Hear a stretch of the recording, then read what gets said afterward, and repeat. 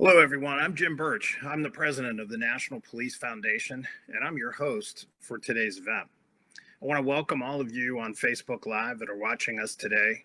And for those of you who aren't able to catch us live, but checking this out via YouTube afterwards, we're sorry we missed you, but we appreciate you following up and watching this episode. Today, we're launching the first conversation in a series that's designed to reflect our mission as a nonprofit organization.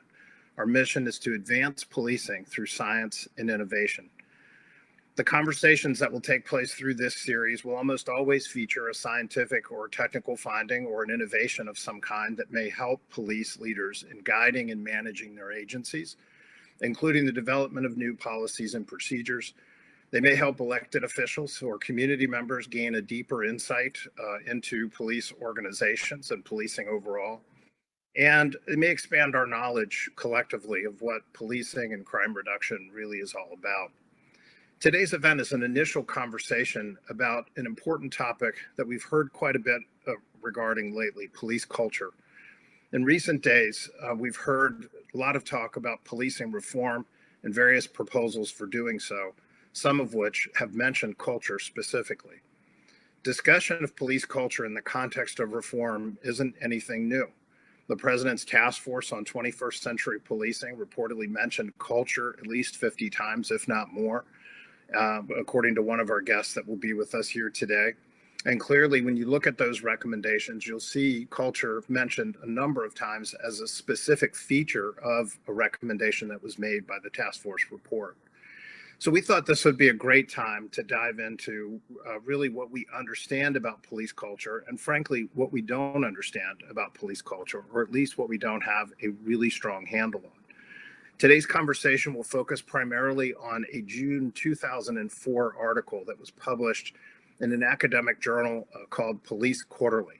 The title of the article was Shedding Light on Police Culture, an Examination of Officers' Occupational Attitudes.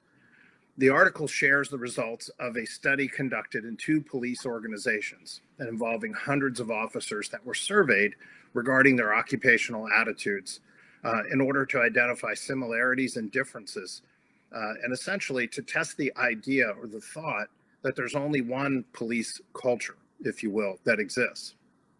I'm joined today by Professor Eugene A. of the University of Central Florida, who has studied police culture for many years.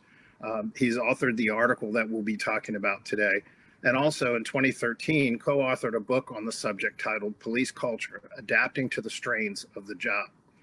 I'm also joined by Assistant Chief James Nolette of Fayetteville, North Carolina Police Department, who oversees field operations for his agency and is also a National Institute of Justice LEADS Scholar. LEADS stands for Law Enforcement Advancing Data and Science.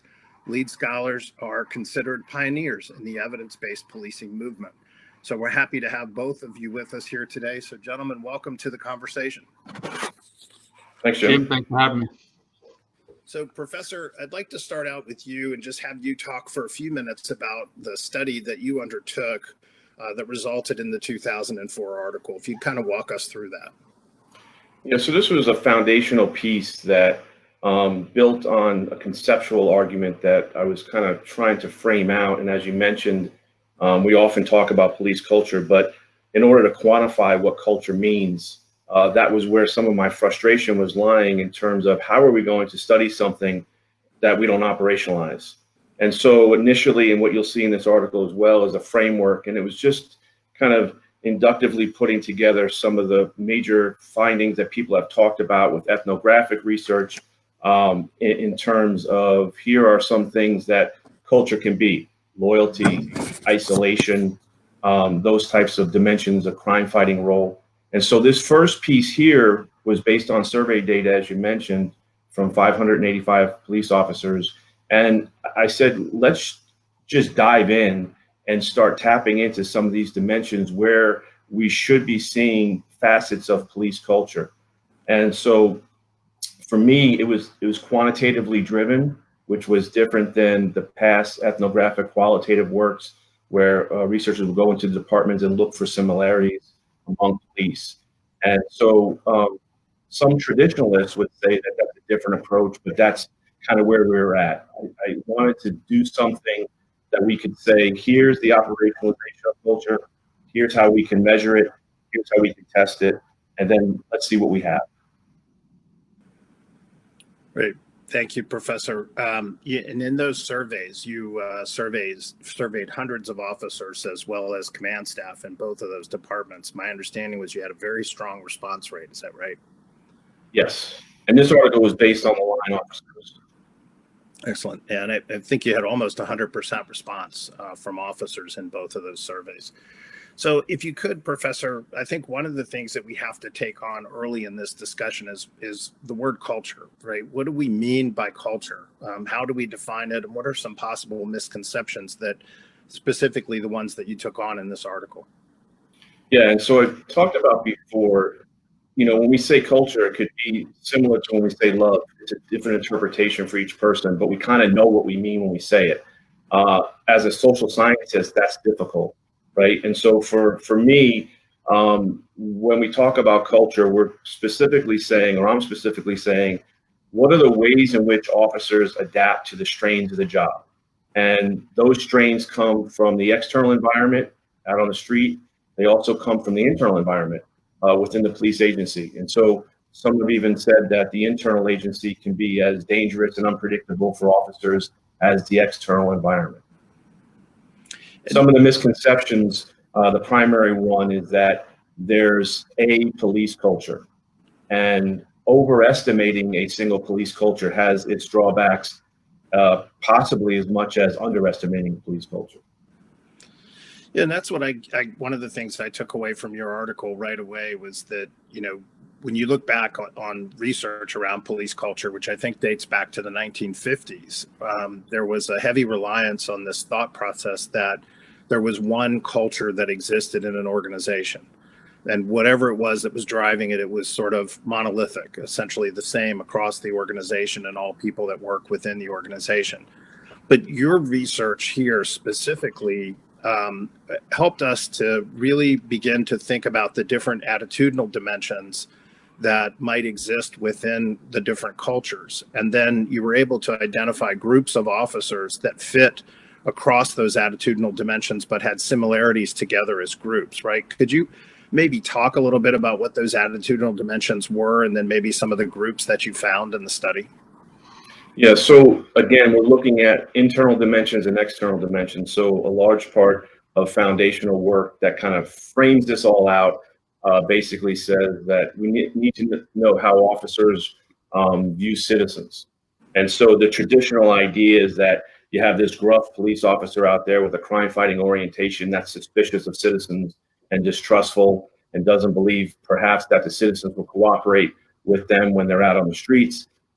There's also dimensions of the role orientations that they endorse. Are they strictly crime-fighting, or do they endorse the other roles of order maintenance and service equally, or add to their crime-fighting mission?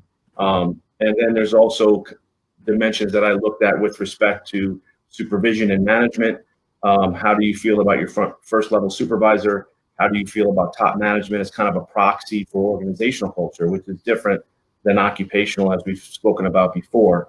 And then looking at those dimensions through a cluster analysis analytical technique, we've basically first identified that there is variation there. There are some of these measures where there's less variation, and surprisingly, or not surprisingly, something like views of procedural guidelines. That is, should officers sometimes overlook procedural guidelines to get the job done? Traditionally, there was this orientation that, yeah, they'll overlook those procedural guidelines. And if they have to violate a citizen's some rights, then they'll have to do it in the name of good policing. I didn't find that. Very few officers believed in that in the 1990s when this data was drawn.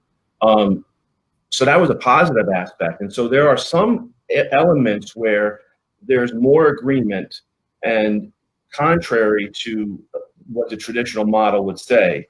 And then there's other dimensions like views of order maintenance, where some officers, they endorse order maintenance functions, the peacekeeping functions of policing, where traditionally we wouldn't think that that's part of the role that the officer would endorse formally. They will handle the order maintenance situations, but they'll treat them as if they're secondary, as is everything else to crime fighting. And so I identified 7 groups of officers based on my research. Interestingly, I was drawing from another body of research on typologies, which illustrated that there's different types of police officers out there. And they were looking at a variety of attitudes, some of which had nothing to do with culture. But interestingly, they all identified similar types of officers. There was the old style kind of crime fighting oriented person that we think of in our Hollywood depictions of police. There was kind of a new officer in our orientations that wanted to enforce all the laws, and you could see burnout written all over this officer's face because they wanted to do everything and they want to do it quick without that much knowledge. And then there were also a variety of officers that they deemed to be professionals that were able to balance the demands on the street and the demands within the organization. They had favorable views of citizens. They had favorable views of their supervisors. They were able to use their powers in a way that didn't violate people's rights. They had an expansive role orientation, basically what you would regard as a model police officer. And I found very similar types to those in the 7 that I identified. But for me, if I found 2, it was productive because it was demonstrating that there wasn't just one police outlook out there. Yeah, it's a great perspective, and as you point out in the article, different from previous thinking on this topic, where we thought there was really just one central culture that existed. So, Chief Nolette, would love to hear from you about your views of police culture and how central it is to sort of the day-to-day management of police organizations. Yeah, Jim. Culture is everything for police work, and especially when dealing with the public and procedure justice inside the department. Without it, we're lost. Without it, we don't know where we're going or what we're doing. I think in today's society, we see that more and more, especially with some recent times. Not every agency treats policing and addresses policing and community policing the same. Unfortunately, as we spoke earlier, Gene mentioned the TV shows or the traditional image of policing, which is arrest everybody and worry of just the facts and worry about it later.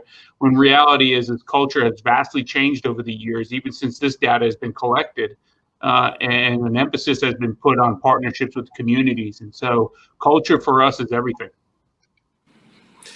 So what I've been observing lately, a lot of the comments that people have been making about reforming policing, right? And a lot of the recommendations have focused on different policy recommendations and changes to procedures. But I noticed on Twitter yesterday, John Arnold of Arnold Ventures reminded all of us that, you know, the old saying, culture eats strategy for breakfast, including police departments. Do you agree with that?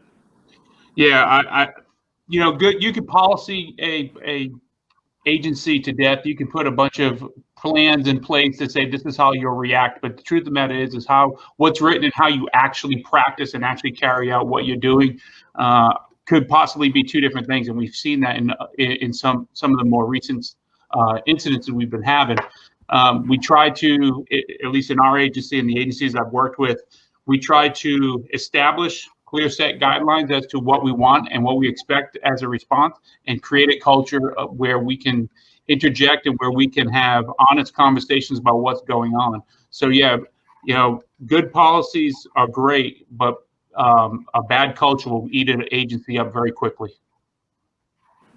So, Chief, why is it so hard to change culture? I mean, I noticed you used the word "try" in your comments. I don't know if that was intentional or if that was reflective of sort of the challenge in doing that. Well, and I can speak about agency I work with. There's this agency that with Fayetteville has 600 employees. That's 600 individual people having 600 different ways of what they believe is the best route to do policing. So often in today's society, we're looking at output. In other words, how many arrests? What's your clearance rate? The national incident base, as far as numbers go for crime, and it's crime lower, is crime higher, and that's what we're being measured upon. When truth of the matter is we should be measured upon outcomes and how we are interacting and how the community feels and how we can work together. So Policies will dictate what you need to do and how you need to drive down those numbers or lower crime, or what those use of force numbers are, what you're reporting to the state and national. Whereas outcome, it's really hard to measure. How do people care for you? Are you helping them? Do they feel safer in their communities? Jerry Ratcliffe says we should be measuring outputs over outcomes over outputs, and I absolutely 100% agree with them. We often focus on numbers versus actual human interactions. And as you listen to Professor Paolini talk about his study, and he talks specifically about both the attitudinal dimensions and the different types of groups that he identified, do you see that playing out in real life, not just in your department, but in others? Yeah, it's interesting you asked me that, Jim. As I read through this article and then reread through it, I was placing people that I know in each one of these little categories and subcultures, and I was easily saying this is where employee A goes, and this is where employee B goes. And we know, as the chief sets their level of importance on the various events that go on within an agency and put resources there are going to be people who are going to push back and say, no, I don't agree with that. I don't agree with the heavy community policing aspect, or I don't agree with the heavy enforcement aspect, and they fit in there. Unfortunately, just like society, we need all those subcultures to have an organization to come together and put together kind of this massive puzzle of people and massive puzzle of humanity to say, yeah, here we are. We're all have different minds, but the end goal is the same, which is a safe community, which is partnerships, which is growth. So yeah, it's as I read through this, I could easily pick apart and put my agency and people within my agency in each one of these categories. So, Professor, from your perspective, given what you found in this study, did it sort of give you any clues about why it's so difficult or challenging to change a culture? I mean, I think people believe that we can sort of come out tomorrow and make some speeches and say things are going to be different and hold people accountable, and it's changed. But that's just not the way it works, right? Yeah, I mean, it's difficult because, you know, like Chief said, these are individuals, and at the end of the day, they have to make the changes that they want to make, right? And so culture is controlled by the personnel. And so I don't want to say that, you know, it's impenetrable, but it has to be, you know, leaders can have an effect on it, but really we need the line in first level supervision to be active leaders in this capacity. But that almost sounds like in some ways what you're saying is if we can control the people, we can control the culture. Is that what you're saying? Not controlling the people so much, but just having an understanding. And maybe it is such that we get a kind of a snapshot at some point of where are people landing on their ideas, and then we make perhaps assignments based on that, or we work with some of the officers that we have that we would regard as more positive. And I don't want to say that any of these groups are inherently negative, but their orientation may be not what we want, and then some of them are more favorable. So if you identified, say, the old pros, and you said, you know what, why don't we try to infuse some socialization here with the old pros and some of the more negative-oriented officers, even if they're not behaviorally acting that way, maybe we can impact their views a little bit. And so those informal mentorships and the socialization patterns are really key to change. Yeah. So, Chief, before we leave this topic of what I sort of hearing as how to work around the culture, I mean, do you think that in most agencies it's easier to try to work around it and manage around it than it is to try to change it? I mean, is it that stubborn? Yeah, I don't think it's that stubborn. It is a matter of just being clear and concise of what as an agency and what as a city or what as a jurisdiction you're willing to accept from your organization. We just have to be aware that this doesn't happen overnight. It could take 2 years, 3 years, even up to 5 years. I've seen a chief come in to an agency and take 3 or 4 years to really get a strong change, cultural change, because you're hiring different types of people. You're hiring people that fit into the model that you're trying to police. You're promoting different people. The other side of this is a lot of times, at least in our agency, it's a 30-year retirement here in North Carolina. And so 30 years, think about that. It's 2020 right now. That means people were hired in 1990 when this. So it's a different mindset. How great has police culture changed in 30 years? And so if you're not evolving as an organization, you can't be doing 1990 policing anymore. You'll be out of a job very quickly. So culturally, you have to evolve. You have to be aware. You have to be connected with what's going on. You have to be in touch with reality and in touch with your community. And you have to be able to willing to move forward, have those conversations to what is acceptable, what is not acceptable. As a police administrator or a leader, I have to be in touch with both internally what's the internal culture, and then what the community is saying. How do you balance those two together? It's difficult. It's not impossible. It just takes a little while. You're right. A couple speeches are not going to change a culture.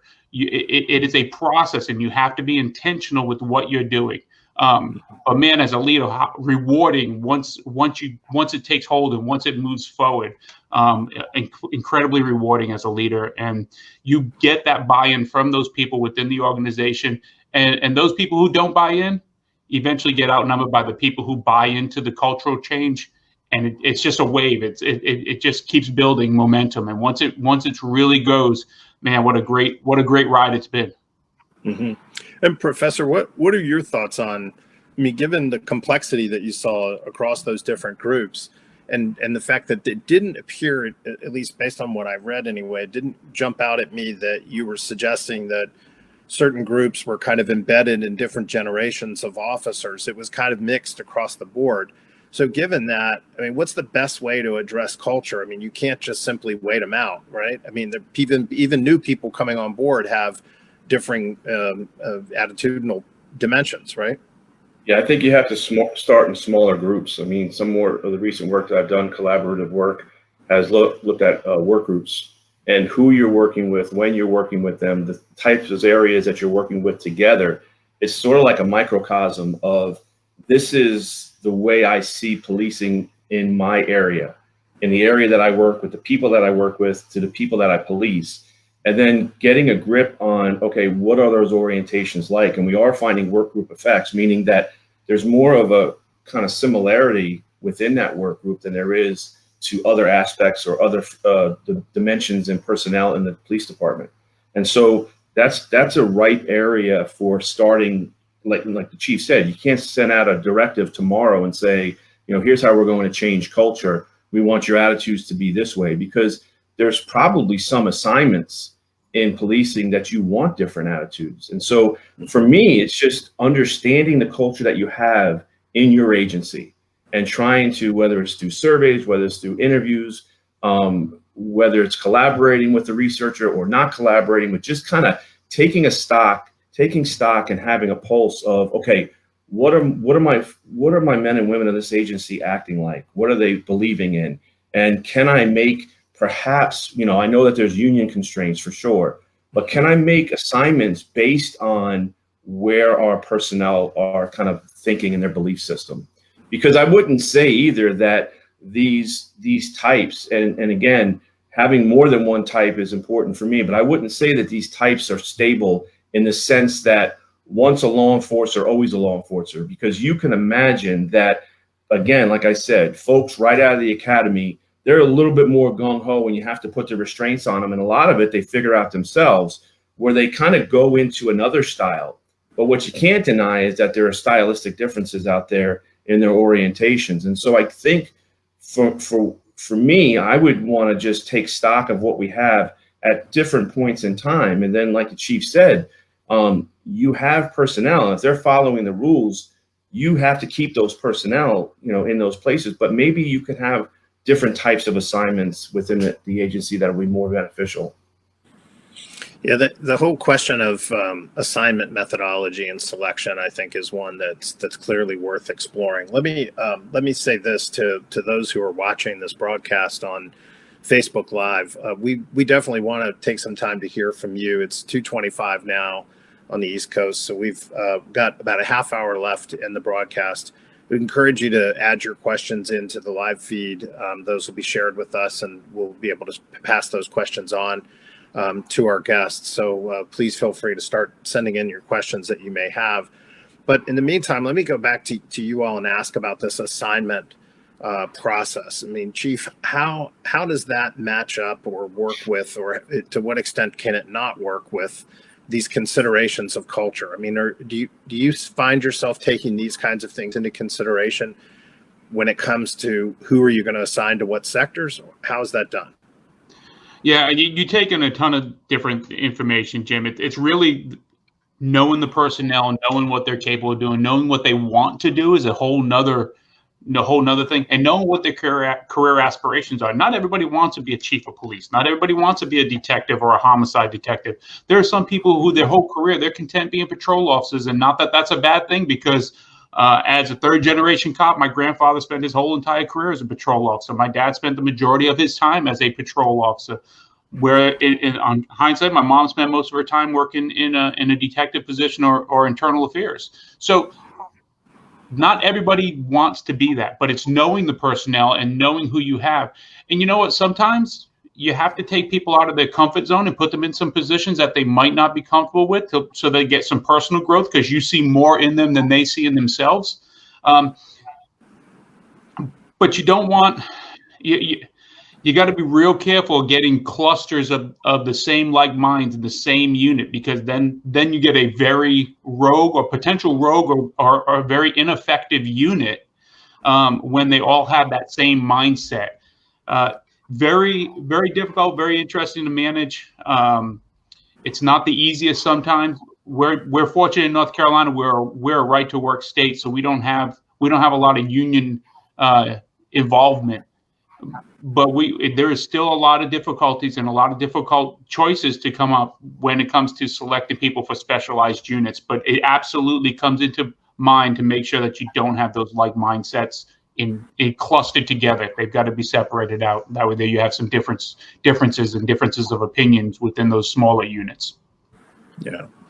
And Professor, what differences did you see across the officers? I understand the limitations of your sample. I mean, you didn't have, tens of thousands of officers that participated, but to the extent that you did see any diversity in that sample, how were the sort of attitudinal dimensions stacking up differently across different demographic groups and genders? Yeah, so I've done other analysis with that. It's not, I haven't published them in peer reviewed as part of a dissertation work, but what we know about demographics for the most part in policing is they don't predict attitudes, and they rarely predict behaviors, if anything. The one demographic that I would say has an influence is experience. Experience is going to affect your attitudes, but we don't have consistent findings with experience altogether. We know officers mellow out over time. They figure out how to do the job with the ability to use less force and coercion. They're usually a little bit more favorable toward the organization at times, depending on how far along you go. And it may be that they're nearing, thinking more about retirement. But demographics don't really explain these attitudes or these groupings. I didn't find a grouping that was primarily African American. I didn't find a grouping that was primarily female. But what I did find was where and when officers worked mattered. And so your shift and the social composition of your work area, they lent themselves to differences in attitudinal groupings. And so those officers that were working rougher areas at nighttime had more negative orientations because of what the social world around them, which does say something for assignment, because in many police organizations, where do we send our newest recruits? We send them to the toughest crime areas at night, because those are the least favorable times and places to work for people that have seniority on patrol. And so that's something to consider too. And I don't know exactly, Chief, how that plays out in your agency. I know that in several agencies, that's where it plays out. And you might have a few people that you can hand select to go, but by and large, it's based on seniority. And so having an understanding that if an officer is exposed to a lot of crime and a lot of distress, and they are working during busier times in the evenings and night times, and or working the busy days of Thursday, Friday, and Saturday, that can have negative impacts on their attitudes.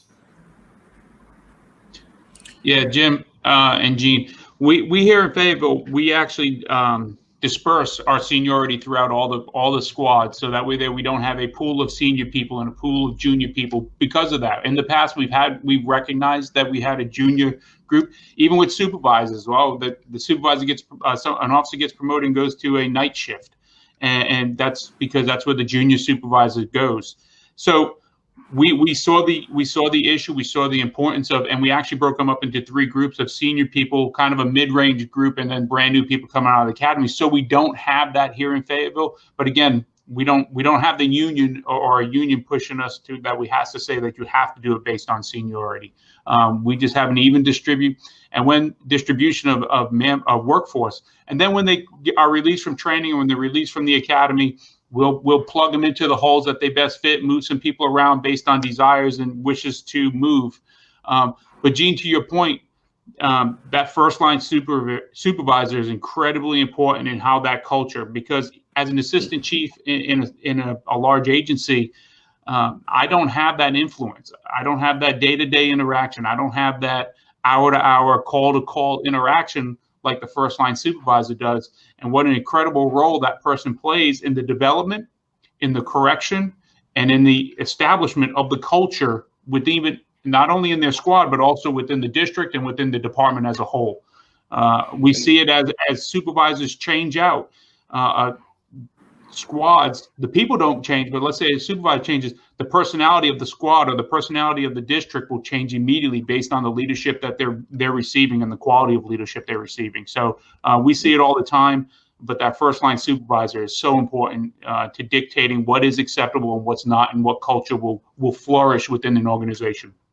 And that's important because even when you examine those supervisors themselves, you can imagine a sergeant or a new lieutenant, especially a sergeant and or a corporal, they're not regarded as part of line culture anymore by those folks, right? And so they're not management culture, so they're in flux. They're in a spot now where are my orientations most are probably going to be more like the line than they are upper management, but they're the important conduits to get messages from the top to the bottom, and maybe to get the messages from the bottom to the top, depending on your agency.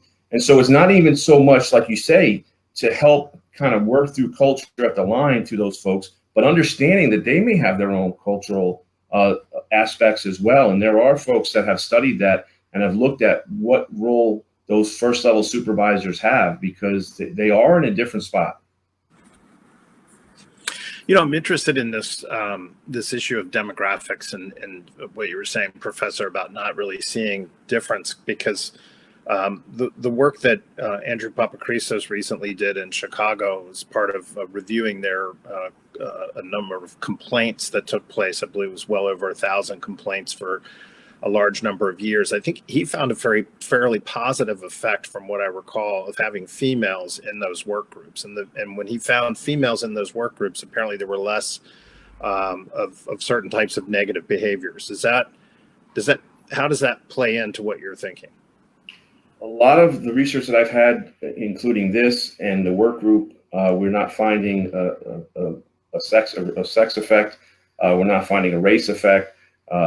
Very little with respect to education, a little bit here and there. I'm talking about systematic findings, and in large part, why that, my speculation is that the job is shaping your attitudes.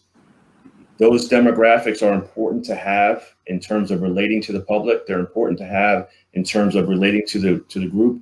But the way in which you're oriented to the world is in large part on the job is probably affected by what you're seeing and who you're around, as opposed to what you're bringing in with you. Hey, Chief, did you want to comment on that? Yeah, we're very fortunate here in Fayetteville, where we our more recent academies have been we've seen a large increase in female applicants and female personnel completing the academy.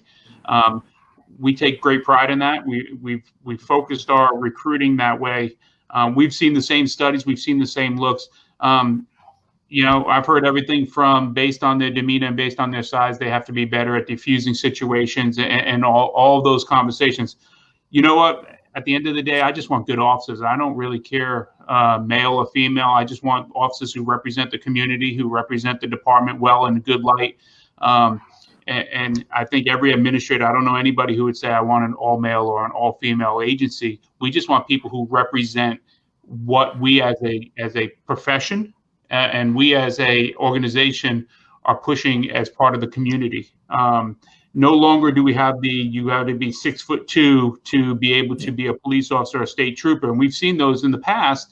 And that was to give a certain image of what they wanted to see, which now we're seeing a lot of, and being in Fayetteville, North Carolina, right outside of Fort Bragg, we're seeing females in combat arms positions, and they're doing just fine in leadership positions there. In the military, it's the same thing in law enforcement. They just bring a different tool set, and you know what? You can learn a lot from each other. You just got to be willing to listen to it. Yeah, and that's where the findings, Jim, going back to your question, not finding a demographic effect can be important. With this same project, the observational data, I collaborated on a research article that looked at whether sex and the use of force was different. Do women use force differently than their male peers? And we found virtually no difference whatsoever, which is positive, because it does dispel the myth that females won't engage or females will not use the same level of coercion as their male counterparts, and they do.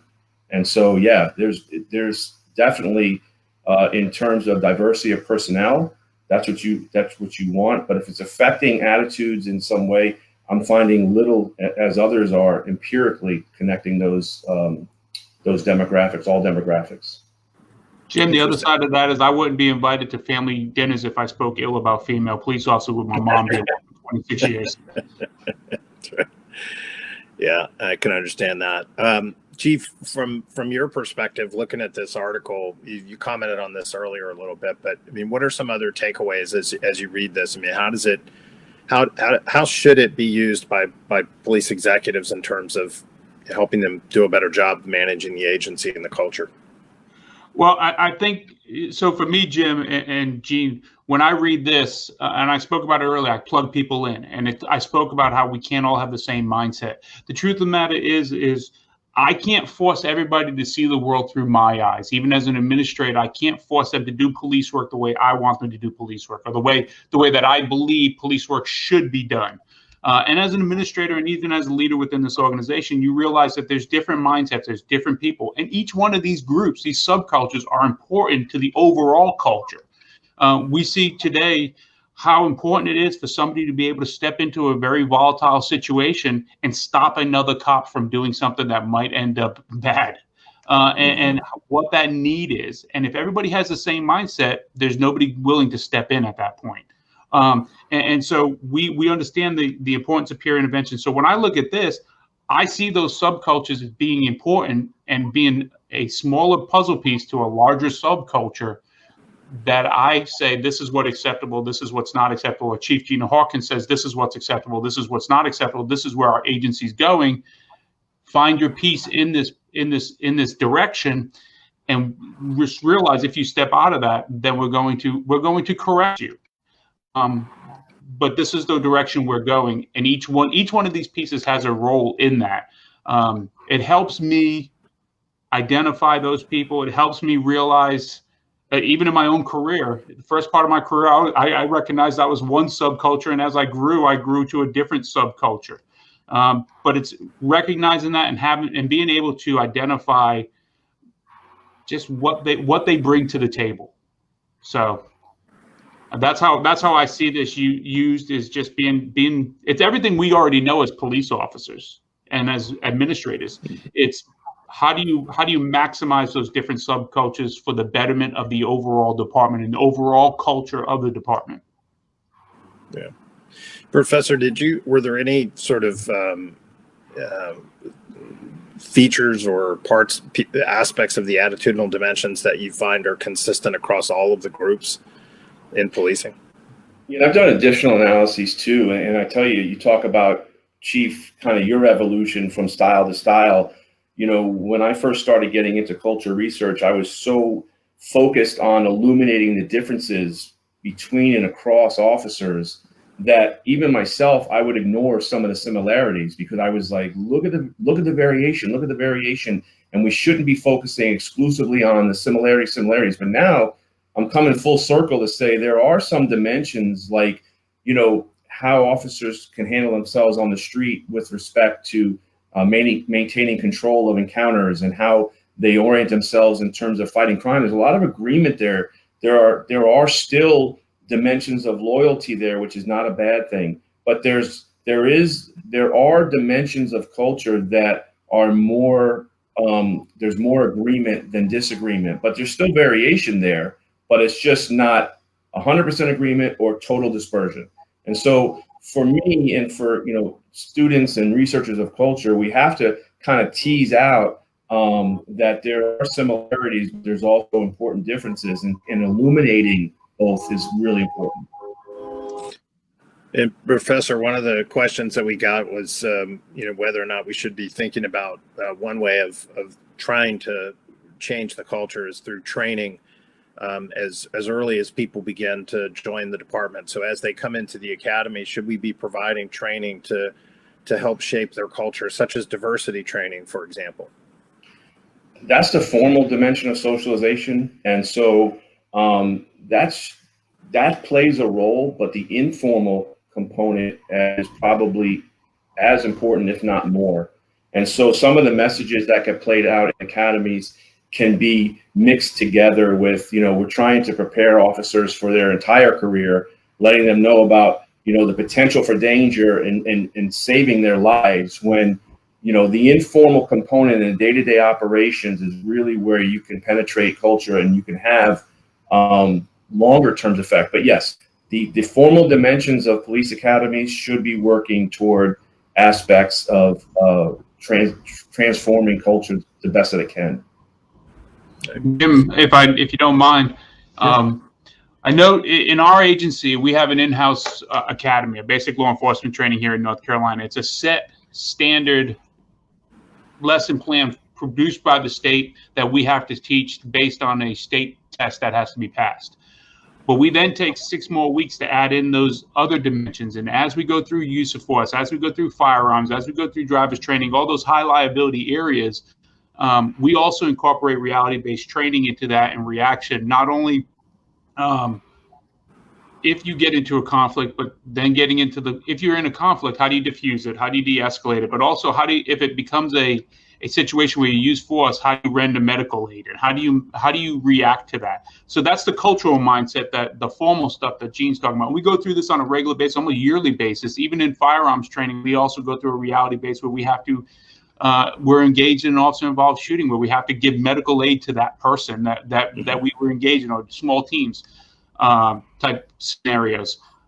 But then the informal portion of it is that peer intervention, that squad level, holding each other accountable to what is right and what is not right, and that's established by the department, and that is clear cut. We often hear about a thin blue line, and I can only speak about my agency.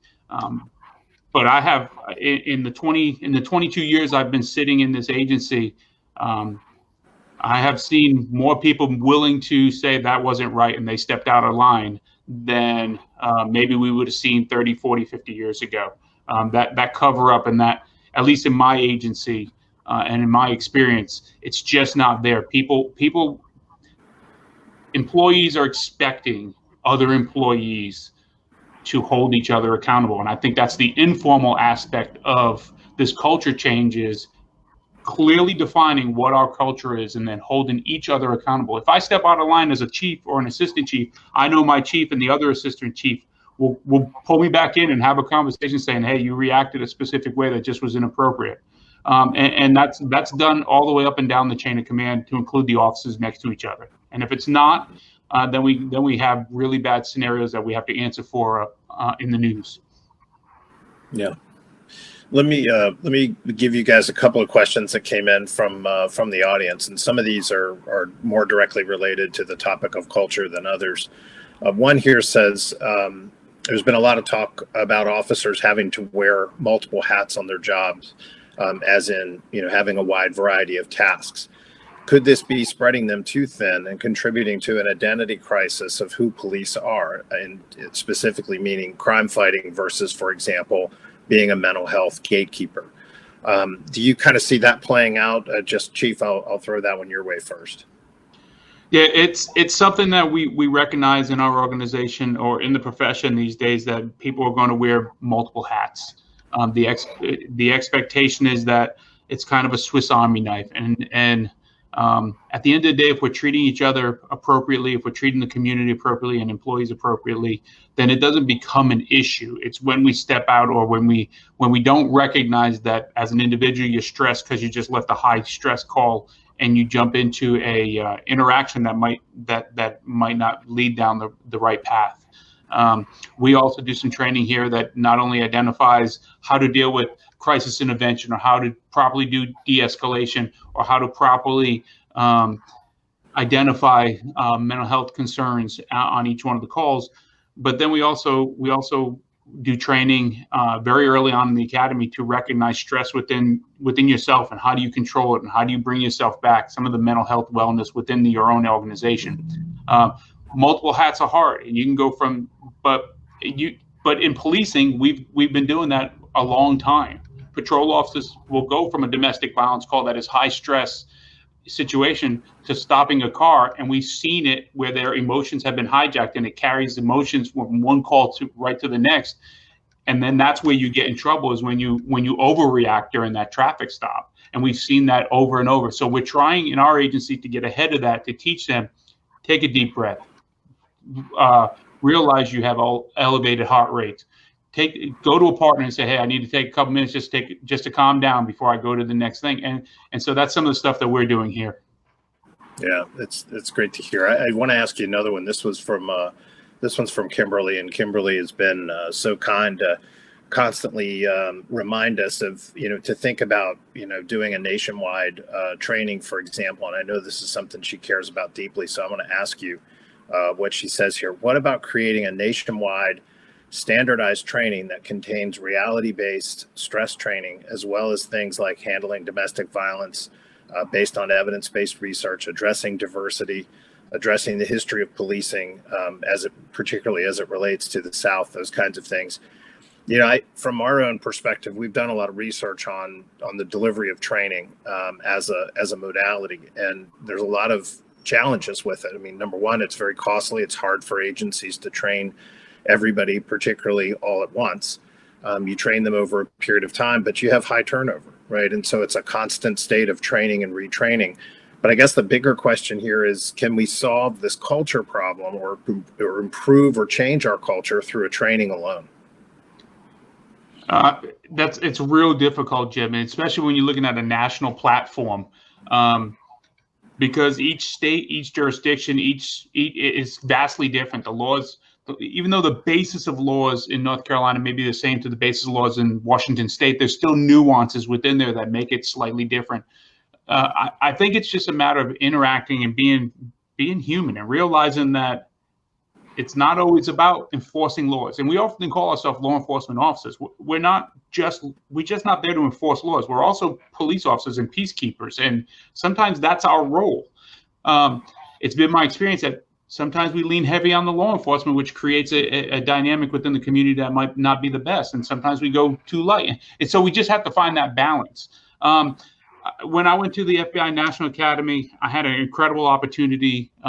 And Chuck Ramsey, Commissioner Ramsey from Philadelphia, did this when he was up there. He took his command staff to the Holocaust Museum and was able to walk through the Holocaust Museum to see the role of policing in history. And I think it's something that we have to recognize as we evaluate the civil rights era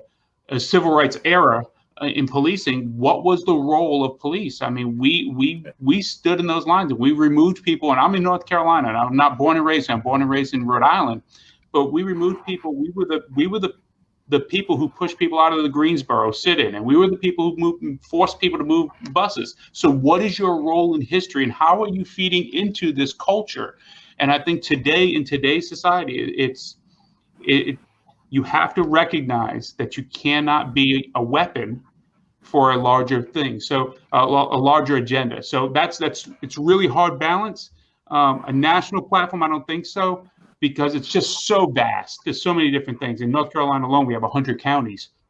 But being able to have a consistent conversation and a consistent message, and saying this is no longer acceptable in police work, is going to take honest conversations, but can be done. It just has to be honest conversations of what's acceptable in today's society and what's not. Yeah, and there are groups out there that are working on this, right? I mean, Absolutely. David Kennedy's great work with the National Network has done a lot of work around reconciliation, right, and recognizing the past. Lori Friedel and her work at Fair and Impartial Policing have also done a lot of work on this. Here's another great question that just came in from the audience. This was one I should have thought to ask. I'm looking forward to your response. Doesn't the culture of the organization affect the process of recruitment and selection of new officers? And to what extent does recruitment and retention lead to simply maintaining the existing culture? Yeah, these are nice, easy questions you're throwing at me, Jim. I appreciate it. So culture is everything as far as recruiting and retention goes. And culture is, listen, I'm going to join an organization. I'm going to make an honest, conscious decision to join an organization because I believe in what that organization and what the commander's intent is and what that effect and what that does. That's greater now than it has ever been. In the past, when I came on 20 years ago, I needed a job coming out of the Army. Today, people are making decisions and staying with organizations based on what that organization is doing and the good that they're doing. And we've seen that just on generational studies or studies about different generations and their intent. So recruiting and retention is incredibly impacted by the culture of an organization. I've seen people leave because they just didn't feel that they needed to be in an organization anymore. And then as it grows and as that culture changes, as different commanders come in and come out, you try to empower those first line supervisors to maintain the culture that is best suited. We often look at it, and I'm a Simon Sinek fan. He talks about the infinite and finite game. Well, the finite game is the quarterly, yearly numbers. When truly the infinite game of policing is, where do we see ourselves in 10 years? Where do we see ourselves in 5 years? What is it down the road? And what do we need to do today to build up that platform to get us down the road? And that's the culture. You have to have a clear direction of what an organization is doing. You'll get buy-in, or you'll recruit and hire people who want that direction. I listened to an interview yesterday with, I believe it was Philip Goff, who said, we're talking about defunding the policing defunding movement. Unfortunately, in most organized or in most unionized areas, they have the mindset, or they have in the contract of the last one in, the first one out. Yeah. Well, that may mean that if you defund organizations, you're going to remove, let's say, 50% of the population that just came on the department, the ones who were just hired. So who's left? The people who have mindsets from 20 years ago, if they haven't evolved. So are we really doing a justice in that set? We've done a lot of great work in recruiting specific populations, and we already talked about females. I don't want to lose those change agents that are in our organization now that will affect policing 10 years from now. So absolutely, it is incredibly important to maintain that culture, and you will get people in based on what your beliefs and what your organization is doing. Yeah, and related to that, Chief, Diane, one of our listeners today, Diane says, how important is it that frontline supervisors have a discussion with their squad at the end of each tour to discuss the situations and the decisions that officers made, and allow the officers to talk about any cases that were particularly tough for them? These conversations should be encouraged through weekly meetings. I think that's part of what you're talking about here, with the important role of those first line supervisors really helping to shape and form the culture and the direction that you want it to go, right? And yeah, absolutely. I would even go one better. And if you have a truly engaged first line supervisor, it's almost call to call. It's almost incident to incident. I've been on some horrific crime scenes. I spent 8 years as a homicide detective, so I've seen the worst of humanity. And sometimes you can't wait to the end of shift. You can't wait 8 or 10 hours. You have to have that conversation right then and there, and that's part of the mental health well-being of the employee. So a really good engaged supervisor may recognize that very quickly and say, "Hey, this is what went wrong," and immediately on the spot corrections. In today's climate, and I go back to a video I saw recently with Officer Smith down in Florida, where she stepped in and pulled the officer back out of going into a crowd of protesters and pulled them off because she just disagreed with the way that officer was responded. I don't know all the facts of it, but I thought, what an incredible leader to be able to at least stand up for a belief and say that's not acceptable. And so as we move forward, those supervisors will have to say that on every individual call. You have to just recognize that. And that's something that we do in Fayetteville. We try to get people to recognize when they're in that heightened level of stress or heightened level of fatigue mentally, and be able to pull themselves away just for a couple minutes, and the supervisors recognizes that as well. Yeah. And also making sure that that supervisor isn't too much of a hawk on their personnel where they don't feel like they have autonomy. And so that supervisor has to be able, again, being a gifted person, and unfortunately to the first level, but being gifted enough to say, this is when my personnel need my assistance here. And not something that's written in policy that says every use of force, you have to go to the scene, but more of a kind of a formalized mechanism in terms of here are some dimensions, and use your discretion to go to those scenes as well. But yeah, and the same goes for upper level management. I'm in favor of chiefs and upper level management doing tours of duty that are not assigned, just going out there and riding and, meeting people on calls and saying, not for any publicity, not for any performance measure, but just I'm out here because there may be things on the street that line level officers are interpreting that you're not familiar with. Yeah. Mm-hmm. And as it relates to, to the role of those first line supervisors and others sort of going back and revisiting decision making by officers, I think to us that's, part of the role of procedural justice internally, right? Internal within the organization is walking through those decisions, right or wrong, to help understand the thinking that took place and really sort of break that down. I'd like to, anybody who's interested in that, I'd like to direct them to some of the work that our own Karen Amendola did with David Weisbert and Emily Owens and others out in Seattle. I believe the article was titled, Can We Build a Better Cop? Where it really looked at those after action discussions and seemed to have a very positive effect on officers internally. Gene, I want to give the last opportunity to you, or Professor Paolini, to help us understand what research is needed in this area next. Well, having built on this article and going through a number of different facets with different data sets, analyzing, one of the reasons why I like to use the survey method is because I can capture several officers at once. Well, not at once, but over months. But then I can analyze data of 2,000, 4,000, 1,000 officers, and not finite smaller groups. But as I start to progress and start asking myself, well, why are these things happening? Why are these groups playing out the way that they are?